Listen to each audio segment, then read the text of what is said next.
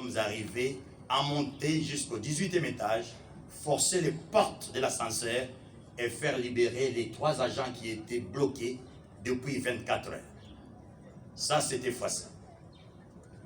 Féfé Kabulo venait de vous dire, il intervenait de manière spontanée. Même le DRH l'a dit, ainsi que le directeur AI de la RTNC.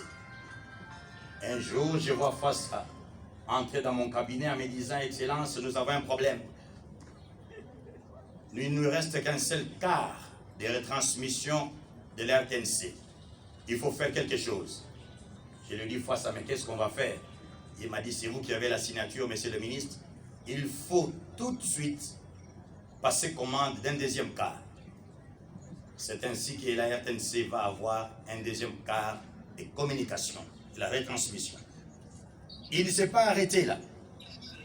Allant en mission en Belgique, je crois, mes assistants John Bou et Maître Mouboya, ils sont là. À l'aéroport, à ma grande surprise, je verrai Fwassa débarquer avec des caméras de la RTNC foutues. Il me dit, monsieur le ministre, allez faire réparer ces caméras comme vous allez en Belgique. Je les regarde et dis, Fwassa, quelle audace! Vous demandez à moi, ministre, d'emmener des caméras en panne pour réparer. Il a dit, monsieur le ministre, la RTNC, c'est votre base. Et toute votre base attend que vous rameniez des caméras qui fonctionnent. À la place des caméras qui fonctionnent, j'étais obligé de ramener des caméras neuves. Ça, c'était Fwassa. Fwassa ne pouvait jamais laisser une occasion lorsque un journaliste, un membre de la famille communicationnelle avait un problème.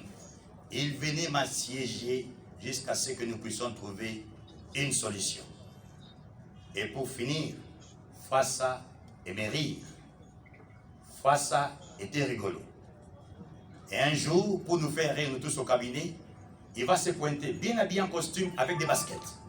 Alors, je le regarde. Il dit, mais Fwassa, qu'est-ce qui se passe?